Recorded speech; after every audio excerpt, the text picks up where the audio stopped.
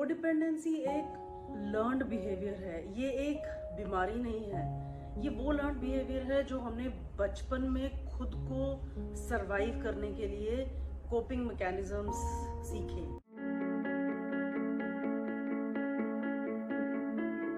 नमस्कार, मैं डॉक्टर मीनू और आज के इस हिंदी एपिसोड में मैं आपको कोडिपेंडेंसी का बेसिक ट्रेट समझा रही हूँ। आई थिंक मुझे ये वीडियोस थोड़े और एपिसोड्स में कवर करने पड़ेंगे, स्पेशली बिकॉज कोडिपेंडेंसी एक बहुत कॉम्प्लेक्स बिहेवियर है। इसमें सालों साल इंसान को खुद ही नहीं पता चलता कि वो ऐसा क्यों है, उसे क्यों बाहर की चीज़ें बुरी लग रही हैं, क्यों उसे लोग एक्सप्लॉइट कर रहे हैं, क्यों वो बार बार विक्टिम फील करता है सिचुएशंस का, लोगों का। तो I will try to cover this in many episodes, but आज मैं एक बहुत बेसिक चीज़ बता रही हूँ आपको। यदि आप अपने बचपन के बारे में सोचें और आपको लगता है कि वो बचपन में एक हम सब सेंसिटिव होते हैं, बहुत सेंसिटिव होते हैं, जो बच्चे होते हैं बहुत सेंसिटिव होते हैं। अब इस सेंसिटिवनेस में जब भी माता पिता का आक्रोश होता है, रेज में होते हैं, या किसी घर में फादर अल्कोहलिज्म में डूबे होते हैं और उनका बिहेवियर जो है मदर की तरफ बहुत रेजफुल होता है। कुछ घरों में पेरेंट्स का पेरेंटिंग स्टाइल ही यही है कि तुम अगर मेरा घर का ये काम करोगे तो मैं तुम्हें रिवॉर्ड दूंगा। ये हर दिनचर्या में पेरेंट्स का बिहेवियर निकल कर आता है, जिसमें वो बच्चों को ये फील करा देते हैं कि अगर तुम कुछ वैल्यू लेकर आते हो, अगर तुम हमारी कोई नीड्स पूरी करते हो तो हम तुम्हें अटेंशन देंगे, वरना तुम अटेंशन के काबिल नहीं हो। और ये इतना डीप सीटेड होता है कि बच्चे को तो पता ही नहीं, बच्चे के लिए तो ये आइडियलाइज करने वाली सिचुएशन है जो भी उसे चाइल्डहुड में मिल रही है। बच्चे को अपने चार दीवारी में लगता है कि जो भी है ये परफेक्ट है, क्योंकि मुझे खाना पीना, शेल्टर, क्लोथिंग, कपड़े सब मिल रहा है, तो मेरे जो पेरेंट्स हैं वो मेरा अच्छा ही चाहते हैं। और ये सच्चाई है, पेरेंट्स की इंटेंशन सच्ची ही होती है, अच्छी होती है। मगर होता क्या है, पीढ़ी दर पीढ़ी, सालों से, सदियों से ये चला आ रहा है कि राइट पेरेंटिंग स्टाइल बहुत, I would say majority families में राइट पेरेंटिंग स्टाइल अभी तक नहीं पता। और क्योंकि वो पीढ़ी दर पीढ़ी चला आ रहा है, वो सेम जनरेशनल ट्रॉमा जिसे हम कहते हैं, वो सेम ट्रॉमा पीढ़ी दर पीढ़ी पास ऑन हो रहा है। और वो जो वुंडिंग है पेरेंट्स की, वो जो जख्म है, वो आगे अपनी नेक्स्ट जनरेशन को जाने अनजाने दे देते हैं। जब ये लर्नड बिहेवियर की जब मैं बात कर रही हूँ, तो बहुत सारे घरों में बच्चों को अनजाने में ही पेरेंट्स ये मैसेज दे देते हैं कि तुम अटेंशन मैं तुम्हें तभी दूंगा या दूंगी जब तुम मेरे लेट्स से किचन का काम करती हो, या तुम बेटियों के मामले में कई माएँ अनजाने में हम तुम्हें सिखाना चाहती हैं बोलकर उनके ऊपर प्रेशर बना देती हैं कि अगर तुम किचन का काम सीखती हो तो तुम मेरे लिए वैल्यू ऐड कर रही हो और मैं तुम्हें अटेंशन दूंगी। लड़कों के लिए हो जाता है कि तुम्हारे खेलने कूदने की परफॉर्मेंस से ज़्यादा मेरे लिए इम्पॉर्टेंट है कि तुम मेरी तरह एक सरकारी नौकरी लेकर दिखाओ, या मेरी तरह तुम डॉक्टर इंजीनियर बन के दिखाओ। तो जो बच्चा जिस चीज़ में एक्सेल करना चाहता है उसे अनदेखा करके जो पेरेंट्स की अपनी इच्छा है वो अनजाने में धीरे धीरे बड़े सटल तरीके से, या कई जगह बहुत एक्सप्लिसिट तरीके से बच्चों पर थोप दी जाती है। और अब आप ये सोचिए कि यहाँ मैं किसी चीज़ को जज नहीं कर रही हूँ, आपने भी किसी चीज़ को जज नहीं करना है, सिर्फ डिसर्न करना है कि क्या हुआ और मेरे इनर चाइल्ड को उस समय क्या महसूस हुआ। अगर आपको कंसिस्टेंटली ऐसे परिवार में जहाँ नेचुरल तरीके से नर्चरिंग नहीं मिल रही थी, आपको नेचुरल तरीके से प्यार जो माँ बाप ने देना चाहिए, कभी बच्चे का सिर सहला दिया, कभी सोते वक्त उसे प्यार से उससे बातें कर ली, उसे सुलाते वक्त उसका सिर दबा दिया, उसके बाल सहला दिए, उसे प्यार कर दिया। जो एक नेचुरल नर्चरिंग तरीका होता है वो अगर मिसिंग है, और बच्चे को ये फील कराया गया कि तुम मेरा पहले सिर दबाओ फिर मैं तुम्हारा दबाऊंगा, एवरीथिंग वॉज कंडीशनल। सो तुम अगर आज तुमने घर का वो काम नहीं किया, तुमने वो काम नहीं किया, तो मैं आज तुम्हें प्यार नहीं करूंगा या मैं तुमसे बात नहीं करूंगा। सो जिन घरों में चीजें कंडीशनल होती हैं, रिवॉर्ड और पनिशमेंट बच्चे को फील होती है, उसको शब्द नहीं होते हैं, बच्चे के पास ना कोई शब्द होते हैं, ना इन इमोशंस को एक्सप्रेस करने का कोई तरीका होता है।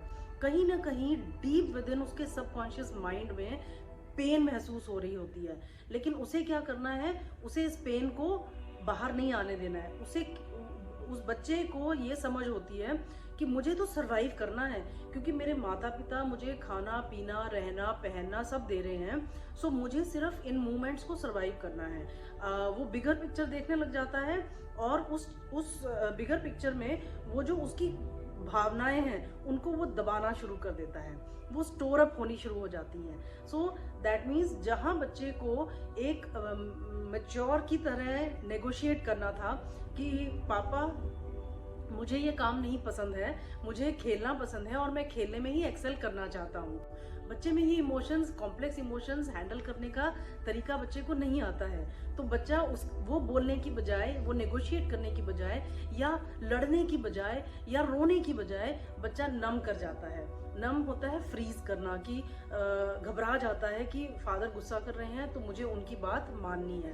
या बेटी है, मदर को बोलना चाहती है कि मैं किचन में नहीं, मुझे पढ़ाई करने में मज़ा आता है, मुझे एकेडमिक्स में या मुझे खेलने कूदने में मज़ा आता है, लेकिन उसे पता है कि माता का जो गुस्सा है वो मेरे पूरे दिन को ख़राब करेगा, वो मुझ पर चिल्लाएंगी, मुझसे हो सकता है बात ना करें। उस डर से वो लड़की जो है वो सरेंडर कर देती है। सरेंडर है फॉन बिहेवियर। सो या तो बच्चा फ्रीज कर जाता है या सरेंडर कर देता है कि यहाँ मेरी पावर नहीं चलेगी, मेरे पास पावर नहीं है। वो बच्चा होता ही पावरलेस है।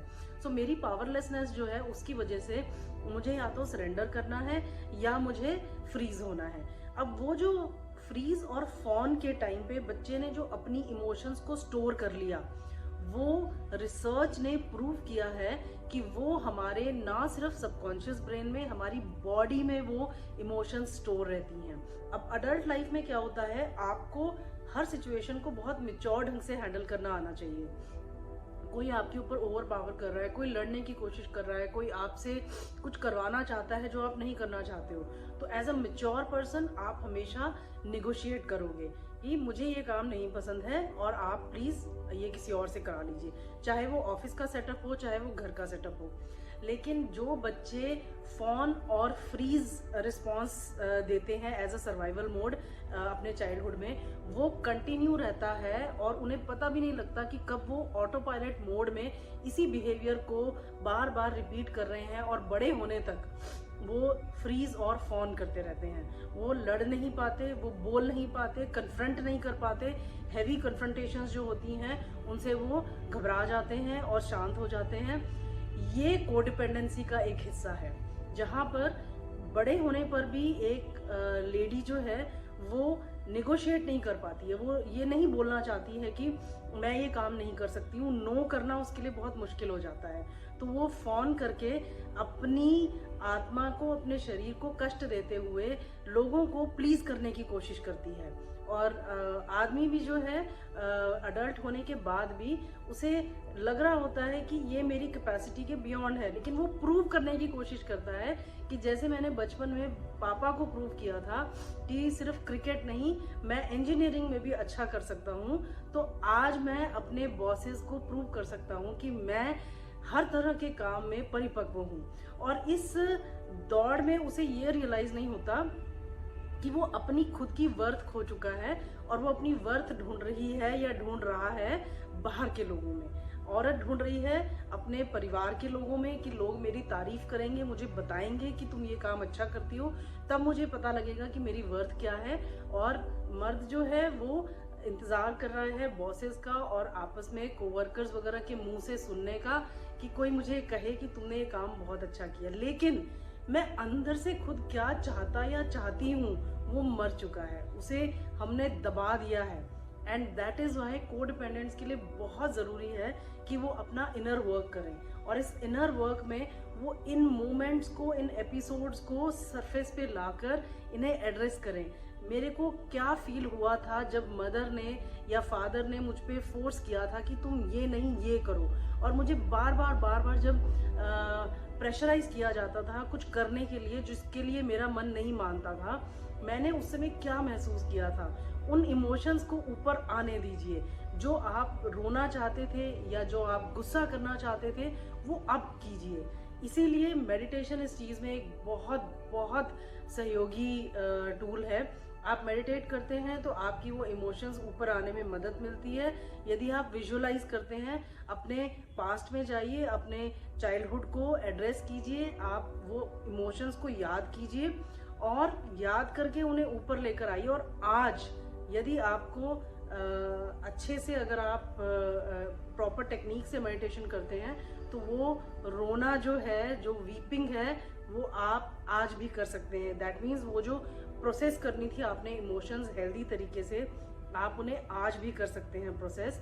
या वो जो नाराज़गी है, आप मेडिटेशन में आपको खुद ऑटोमेटिकली वो नाराज़गी जो आपका सोल उस समय करना चाहता था, आज आपकी वो मेडिटेशन में निकल कर आएगी। यदि आप अपने उस इनर चाइल्ड को दोबारा से जाके मिलते हैं, जेंटली उसे एड्रेस करते हैं, उसे विश्वास दिलाते हैं कि अब मैं अडल्ट हो गया हूँ और अब मैं नेगोशिएट कर सकता हूँ, कॉम्प्लेक्स जो इमोशंस हैं उनको मैं प्रोसेस कर सकता हूँ, और कन्फ्रंटेशंस जो हैं लोगों के साथ वो मैं हेल्दी और मैच्योर तरीके से कर सकता हूँ। इससे आपका इनर चाइल्ड जो है वो काम होगा, और वो जो अब आपको नाराज़गी आती है लोगों पे, जो गुस्सा आता है, जो आप इरिटेट हो जाते हो, फ्रस्ट्रेट हो जाते हो, एंग्शियस हो जाते हो, स्ट्रेस हो जाते हो, वो आपकी जो इमोशंस हैं वो आपकी दबनी शुरू हो जाएंगी। दबनी नहीं, वो ख़त्म होनी शुरू हो जाती हैं, और आप जो है सिचुएशंस को मैच्योर तरीके से हैंडल करना सीख जाते हो। मैं आपको फिर मिलूंगी जल्द ही